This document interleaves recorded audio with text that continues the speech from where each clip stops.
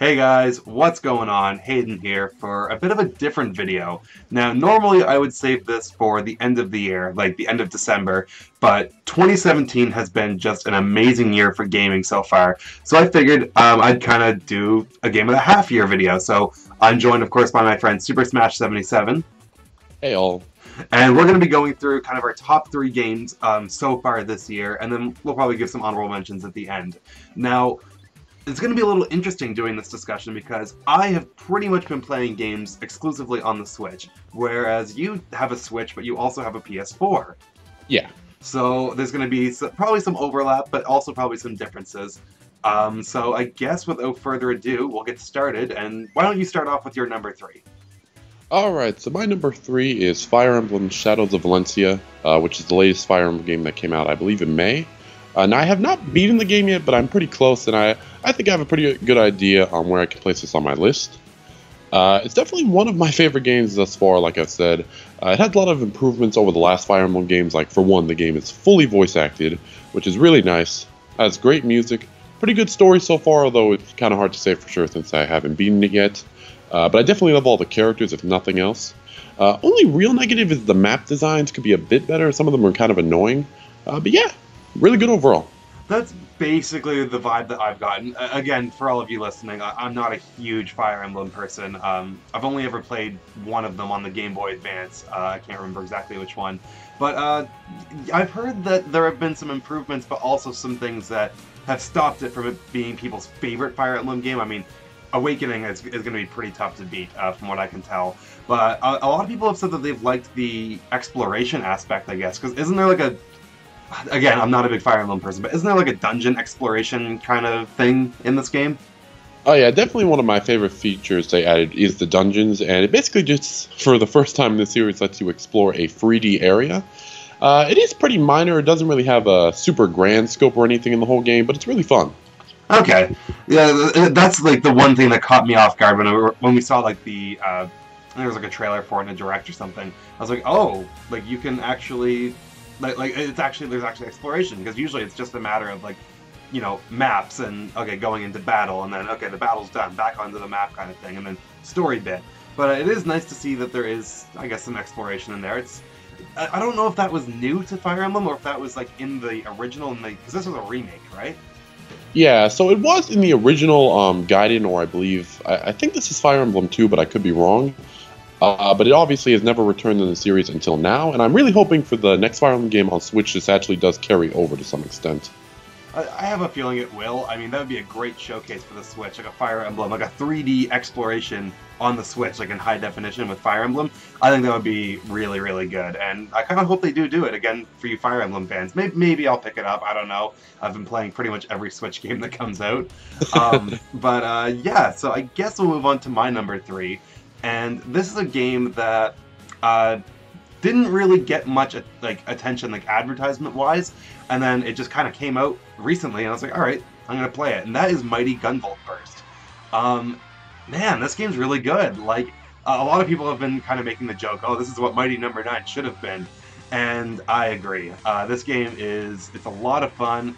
It feels like kind of a mix of classic Mega Man, but at the same time, there's some more modern ideas in there. How you can customize basically everything. You can customize what weapons you use, what like if you want to shoot diagonally or not, if they want to home onto things. Like you can customize everything, and it's just a lot of fun. Yeah, so I've actually been kind of wondering if I should pick the game up, because I'm a pretty big fan of indie crates with Azure Striker Gunvolt, and I believe the first like Mighty Gunvolt, I forget what it's called, so I'm really glad to hear that it is good. Yeah, like no, it seriously is, and I've beaten Beck's campaign, and I'm part of the way through Gunvolt's campaign, and I'm having just as much fun the second time. Like there's a lot of secrets to find, and there's a lot of replayability in this game too, because not only can you get high scores by playing through the stages multiple times, but every time you beat a stage, you can choose from one of 3 rewards. And if you want to get all 3 of those rewards, you have to beat the stage 3 times. And every time I go through the stages, I'm also finding new secret areas within those stages. So there's definitely a lot of replayability. I will say there are some power-ups that are a little bit broken. Like there's one that I got fairly early on in the game So the way it works, for those of you who don't know, as you're playing through the levels, you can pick up these. I don't know the exact word for them, but they're basically these little capsules that increase your combat power. And the more combat power you have, the more things you can put on the back or on the gunvolt to customize them and make them stronger. And I got this one item pretty early on that made enemies only do a quarter of the damage they normally would. And I pretty much breezed through the game. But other than that, I don't know. It's a really good game. Yeah, I mean, I'm just really happy to hear that Indie Crates is actually doing something good with Beck, since the original Mighty Number 9 was not exactly the best thing ever. No, and I didn't play it, but I don't really need to know that it wasn't a good game.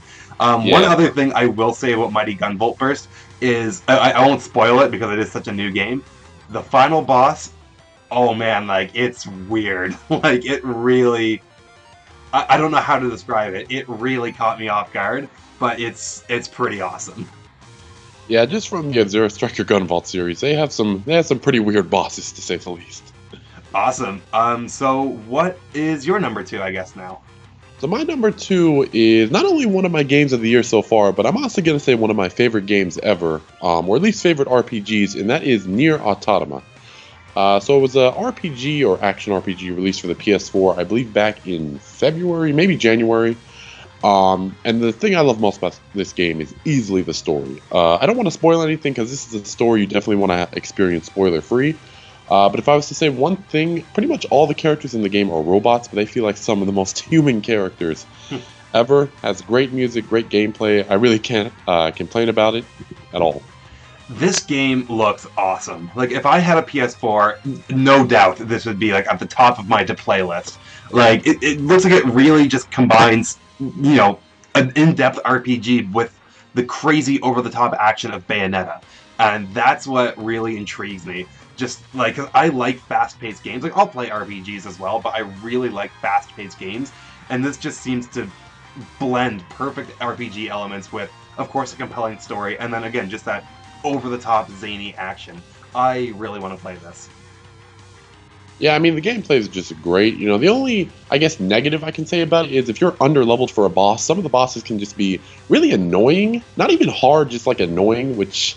It's kind of weird how they do it, because, like, you have to spend a lot of time to beat them if you're under-leveled. But yeah, I really don't have any complaints with the game. It's just really good. It is a bit on the shorter side for an RPG, with me only taking like 30 hours to beat it, without doing like really any of the side quests. But yeah, I really recommend this game if you have a PS4. Now, correct me if I'm wrong, but aren't there multiple endings? Yeah, so there are like 3 main endings, so you have to play the game technically 3 times, but you're not really playing the same game, even though it is like, I guess, a new playthrough.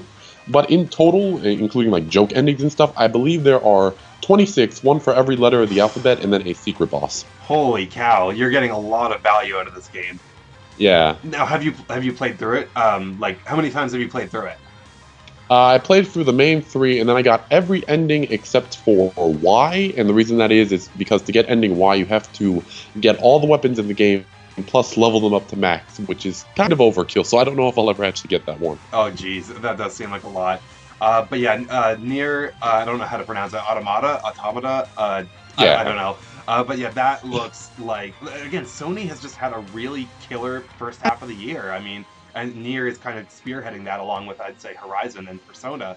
And yeah, that's just a trio of games that is, those are all Game of the Year contenders right there. Oh man, like I wish I had a PS4, but at the same time, I'm glad I don't, because this would be so much harder to pick if I had a PS4 and a Switch. Yeah. One last thing I will say about the game, and this is kind of interesting, almost all the music in the game doesn't actually have real lyrics. Like, all the words in the lyrics are actually made up words. But it works so well somehow. Yeah. I almost... I think I read this somewhere, and maybe I'm wrong, but isn't this the same composer as Attack on Titan? I believe so. I forget her name all of a sudden. I forget her name too, and I feel so bad. It's like Yoko, I believe. Because she did the soundtrack for Xenoblade Chronicles X, and I loved that soundtrack. And of course, Attack on Titan has one of the best soundtracks pretty much ever. Oh yeah, easily. And Nier Automata, again, I've heard really good things about the music, and I thought I read that, but thought I'd bring that up. But speaking of games with really good music, My number 2 is Shovel Knight Spectre of Torment. Oh my god, like, first of all, like, I don't know if I'll get some hate for this or not. I think this is Yacht Club's best outing yet. I think this is their best work yet. Like, I was mentioning the music. This is, I think, one of the best soundtracks I've ever heard. Chiptune, you know, modern, whatever. The music in this game is incredible, but I can't just stop at the music. The platforming is, like, this is level design done immaculately. Like, if you die, it's your fault. It is not the game's fault. Like, this game, it challenges you to switch between, you know, what's it called, dash slashing, you know, wall jumping. This game really emphasizes flow and forward momentum, and I just haven't had this much fun with a platformer in... I think Tropical Freeze is probably the last time I had this much fun with a platformer. This game is just... it's really good. Yes, I was actually on the fence about buying this game kind of this week, because I did have the original Shovel Knight on Wii U, but I never beat it. But I'm really glad to hear it is good. I really like Spectre Knight's design, so I might pick it up after this. Who knows? Man, like, I 110% recommend you playing this. And if you've played the original Shovel Knight, this game is actually kind of a love letter to that, because the story is a prequel. And I won't spoil anything, but it leads right into the events of the original Shovel Knight. Like, it's kind of about how, like, Spectre Knight, like, basically the main premise of the story is Spectre Knight recruiting the knights to make the Order of No Quarter. That's kind of what the story is. But there's definitely some twists in there, and it gets surprisingly dark. And again, this is an 8-bit game. Well, you know, a modern 8-bit game. There's no voice acting, there's no, like, cutscenes, or there's no, like, you know, out-of-engine cutscenes. Like, this is storytelling, like, environmental and, like, just text storytelling done right. Like, the original Shovel Knight had a great story. Spectre of Torment is even better, if you ask me. Okay, you know, that actually sounds really good. I did not know it was a prequel. I might have to pick that up now, actually, because that sounds like a lot of fun. Oh, like, definitely. Like, did you play Plague of Shadows? No, I did not play Plague of Shadows. So, I liked Plague of Shadows, but it felt a little underwhelming to me, because it was just kind of like Plague Knight thrown into Shovel Knight's levels with a little bit of changes here and there to adjust to him. But these are completely new levels, completely remixed songs, like hats off to Yacht Club. They have absolutely nailed this. Like, this is, again, one of the best 2D platformers ever made, if you ask me. And the visuals, like, they are just an absolute treat to someone who's appreciated the 8-bit era and just someone who loves retro games. I can't give this game enough praise. I am so excited for the King Knight campaign now. Okay, yeah. I mean, I've kind of been waiting for the King Knight campaign to just play all 3 DLCs at once. But now I kind of want to just go out and buy Spectre of Torment just to play that right now. Oh, dude, like, do it. Alright, so I have a feeling your number 1 might be the same as mine, but what is your number 1? Yeah. Zelda Breath of the Wild. Oh, yeah. Oh, yeah. You know, if there's one thing I can just say about this game, it's the first game where I really felt a sense of exploration. Like, I've never felt it in the game before. I don't know how it did it, but I just love the gameplay. There's really not much more to say. Like, dude, this game, just trying to think of what I want to say about this game just leaves me speechless. Like, I wish I could go back to that first weekend where I had the game, where I, like, every 10 minutes I was screaming, like, holy crap, or some variation along that. Like, as much as I loved, you know, Wind Waker, Twilight Princess, Skyward Sword, the formula was starting to get a little bit stale, and I felt I was a little too restricted in those games. Breath of the Wild, like, completely fed my appetite for exploration. Like, everywhere you go, there is something to find. You know, something intriguing. Like, oh, if you think that tree looks suspicious, guess what? There's definitely something there for you to find. Like, I don't know what to say. This game is just everything I wanted in a video game. So now, I'm not even, like, the biggest Zelda fan, so going in, I wasn't sure how much I would like it. But I just remember even just being on the Great Plateau, I felt such a sense of exploration, and then I'm like, oh, right, this is only 5% of the world. Yeah, like, on the contrary, The Legend of Zelda is my favorite franchise of all time. I love basically every game in that franchise. Maybe not Phantom Hourglass, that game is kind of dog crap. But honestly, Breath of the Wild, like, this is the change that Zelda needed. and they have done it superbly. And I can't wait to see what they do with this formula moving forward, because this is the new standard for Zelda games, according to Aonuma. Like, and not everything in this game is perfect, I will agree. I mean, the story was, I thought it was alright. A lot of people didn't like it. I thought it was good. The music, and again, a lot of people complain that the music isn't that great, but think about it. If you're going to be running through Hyrule Field for like 5 hours, you don't want to be listening to a 1-minute looped song. So I thought the atmospheric music actually worked pretty well in this game. Just, like, as a whole package, Breath of the Wild is an incredible achievement. Yeah, I mean, as far as the story, I mean, even if you don't overall like it, I think it has very likable characters. Like, I can't think of one character I generally dislike. And as far as music, I mean, yeah, there's not much of it, but what is there is definitely really good. Oh, like, dude, the first time I walked into the Rito Village, I almost crapped my pants. Like, I was so happy hearing that remix of Dragon Roost Island. Just, oh, so good. So now, what would you say was your favorite, I guess, dungeon? My favorite dungeon, probably the Varuta, the Zora dungeon, and that might be because it was the first one I went to. But I was just blown away by the dungeon mechanic of being able to manipulate the elephant's trunk, and like how that changed where the water was spraying in the dungeon, how you had to use that to progress. I thought that was awesome. And then of course the Rito and the Goron dungeon I thought were good. I thought they were also really good. But Van Boris, the Gerudo one, I hated that one. So I actually will say that Zora is probably also my favorite, but I'm going to say that Gerudo is actually close to a second favorite for me, and I really just liked it because it was probably the most challenging one. See, I will agree with you. It was definitely the most challenging, but maybe I'm not that good at this game. Who knows? But I had no idea what I needed to do to progress. Like, I knew that you had to, like, turn those cylinders in the middle of the dungeon, but I didn't know what that changed when you had that, like, line of electricity going. I didn't know what that altered, and I think I just made it through that dungeon by effing around enough. Yeah, it's definitely the hardest one. I think for a lot of people though, it's probably the hardest because of just the boss's like electrical element. Yes. So which number was that for you? Like, and what, like, when did you do the Gerudo dungeon? I believe that was my last one. Oh, geez. So I did that one second.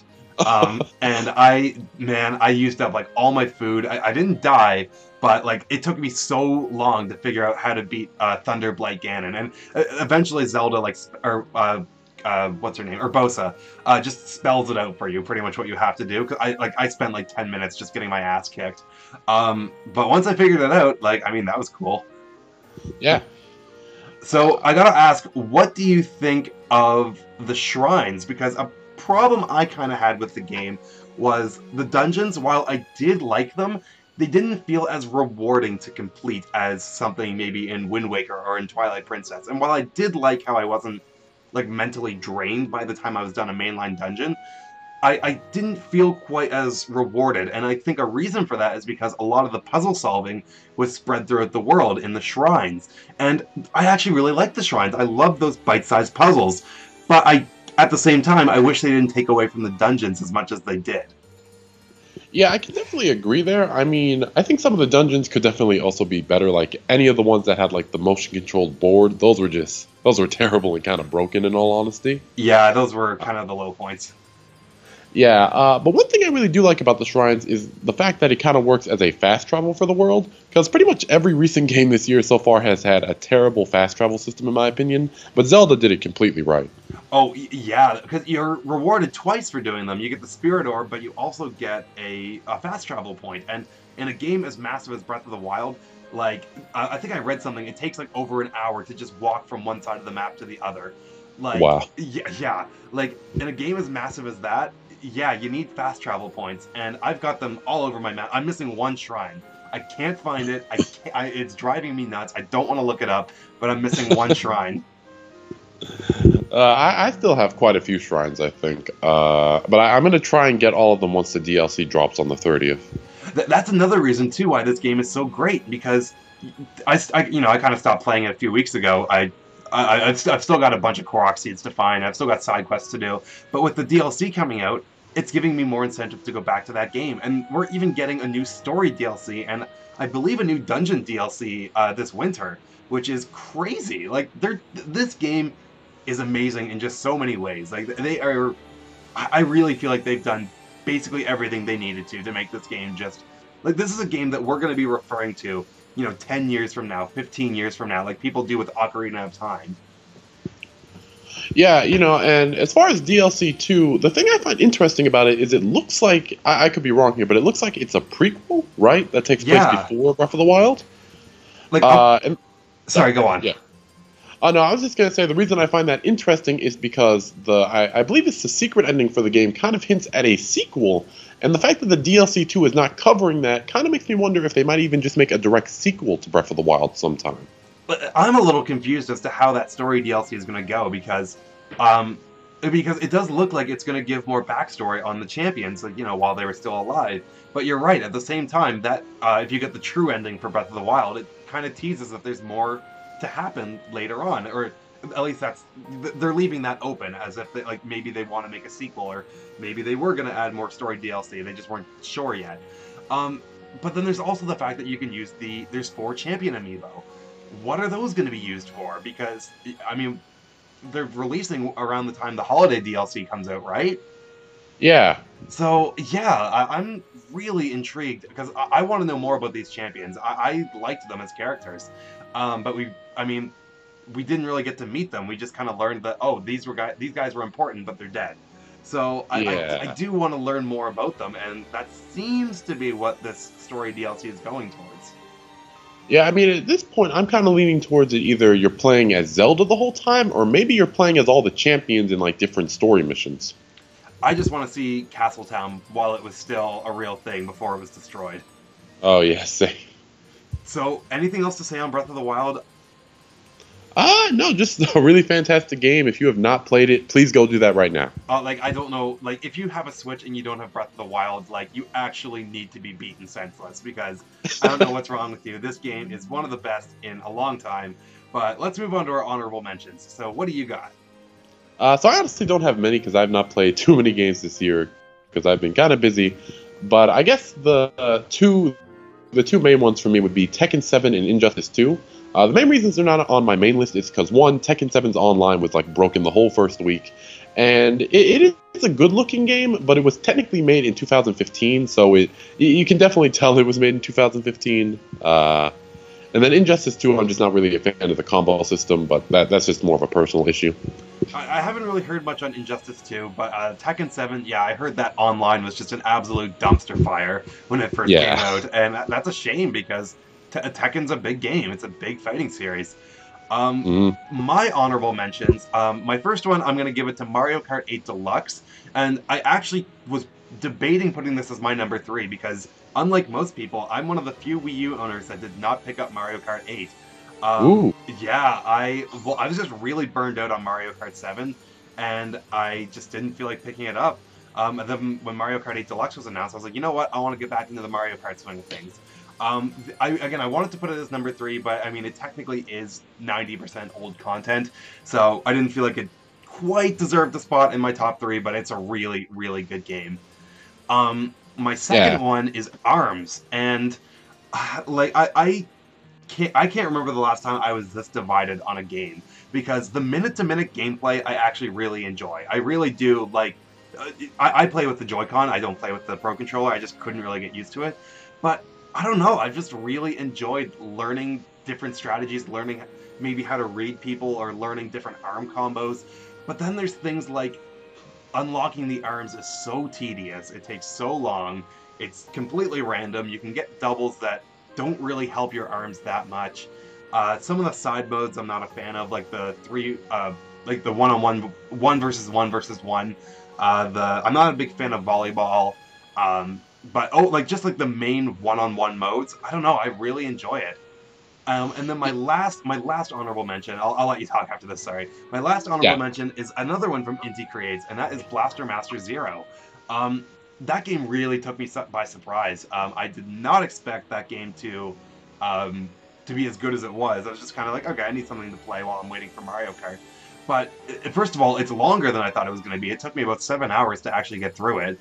But there's a lot of, like, it's a really good Metroidvania-style game, you know? Like, you're exploring all these different areas. You can go in tons of different directions at once, but you are ultimately still working towards one final goal, like you are in Super Metroid. There's tons of extra collectibles you can get. And the really nice mechanic about the game, the kind of unique thing to it, is that the more health you have, the stronger your blaster is. So it kind of incentivizes you to play carefully. Don't rush in all gangbusters. Actually be careful about it. So Blaster Master Zero, I just thought was a really big surprise for me. After hearing all these great games on the eShop, I think I'm just going to have to go out and buy a huge eShop card. No, but I've heard a lot of good things about Blaster Master Zero. As far as ARMS, you know, I've had a lot of fun just playing in friend lobbies. Although my biggest worry is, since I do use like motion controls, I'm kind of wondering if that's going to be obsolete maybe in like a month or two when everyone's getting really good with standard controls. Yeah, it's such a new game that people are still figuring it out. There's not really strategy or like there's not really the best way to play yet. So I am kind of hoping that motion controls still stay relevant, especially after Mr. Yabuki. Oh my god, did you see that? Yeah. Oh my god. Ooh, he had no chill. He didn't even care. He absolutely decimated, like Zerk or whatever his name was, the winner of that tournament. Just, oh my god, he was nothing compared to Mr. Yabuki-san. Oh my god. But yeah, Blaster Master Zero, I highly recommend it. Again, Inti Creates is a great game developer. And again, that game took me by surprise, not only by how much fun it was, but just, again, like how much longer it was. And it tells I mean, the story is nothing mind-blowing, but it's compelling enough. There is a bit of a mystery to what's going on. And I just found that it was a fair challenge. It wasn't overly challenging, but it was challenging enough. Yeah. So now, one question I have for you, I guess, before we'll probably close this out. What game are you looking forward to most in just for the rest of the year? Mario Odyssey. Oh my. Oh my god, same though. I mean, that trailer was amazing. Like I said it in my live reaction, that was one of, if not the greatest trailers I have ever seen, bar none. Not even just from Nintendo, but just in general. Like, Mario Odyssey looks like it's doing so many things. Like, it's not only is it harkening back to Mario 64, but it's doing so many new things. Mainly the capping mechanic. Yeah, I mean, the capping mechanic looks just phenomenal. I mean, being able to control a dinosaur, a human, a taxi, like what? I have no doubt that will be in my top 3 at the end of the year for our true Game of the Year discussion. I guess for me, obviously, same as Mario, but if I was to say another one, I don't know why, but Xenoblade Chronicles 2. And it's funny, because at first I actually thought the trailer was completely terrible, but I kept watching it, it kind of just grew on me, weirdly enough. Yeah, that game looks really good. I haven't played the original Xenoblade Chronicles, that's towards the top of my backlog, but I did play Xenoblade Chronicles X, and I enjoyed it. But a lot of people say, like, oh man, the original Xenoblade's so much better because of the story. And this game also seems to have a really compelling story to it, so that's what looks really cool to me. Yeah. Awesome. So I think we're probably done here. So yeah, our top 3. Let us know what you guys think about this. Super Smash, where can they find you at? You can just find me on Twitter, Instagram, YouTube, just with searching Super Smash 77. I should be one of the top results, I hope. But yeah. Awesome. And make sure you subscribe to my channel and follow me on Twitter. Links for those are in the description down below for lots of Nintendo goodness and towards the end of the year, our full Game of the Year discussion. So catch you guys later. Bye.